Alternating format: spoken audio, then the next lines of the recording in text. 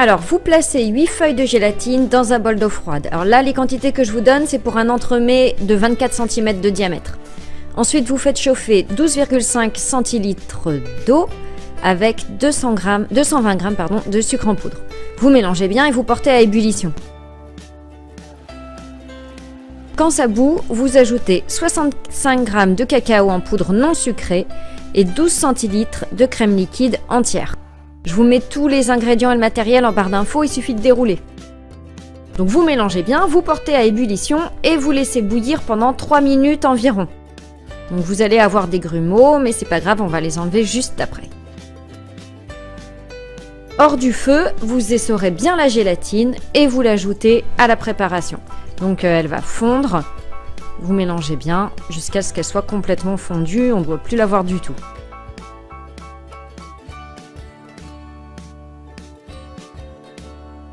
Ensuite, vous allez passer le glaçage dans une passoire pour bien enlever tous les grumeaux. Donc ça, c'est important.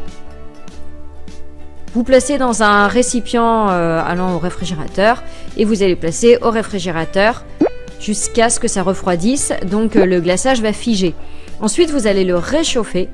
Donc à 37 degrés, donc soit au bain-marie, soit au micro-ondes. Moi, c'est ce que je fais en réchauffant à vitesse moyenne par tranche de 30 secondes pour être sûr de ne pas trop dépasser. Si ça dépasse, vous attendez que ça refroidisse, c'est pas grave. Il faut que quand vous le versiez sur le gâteau, le glaçage soit à 37 degrés. Ensuite, vous le refiltrez une deuxième fois pour éviter les petites bulles d'air sur le gâteau, sinon ce ne sera pas joli.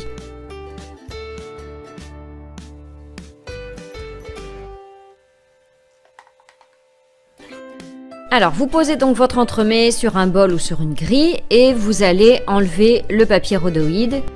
Donc, c'est ce qui sert à démouler facilement l'entremet. Ensuite, avec la lame d'un couteau, vous égalisez bien le dessus du gâteau. Plus il sera lisse, plus votre gâteau sera joli. Et vous versez le glaçage, donc à 37 degrés. Vous le versez rapidement sur l'entremet congelé. Plus vous irez vite, moins vous aurez de traces et plus ce sera joli. Donc, il ne faut vraiment pas hésiter. Ensuite, si vous avez des petites coulures, vous pouvez les couper avec la lame d'un couteau chaud. Et puis, pour cacher un petit peu les imperfections qu'il y a en bas de glaçage souvent, vous pouvez rajouter des petits fruits secs, du pralin, voilà ce que vous avez. Voilà, c'est terminé, vous pouvez vous en servir pour vos entremets, pour vos bûches, etc. Bon appétit!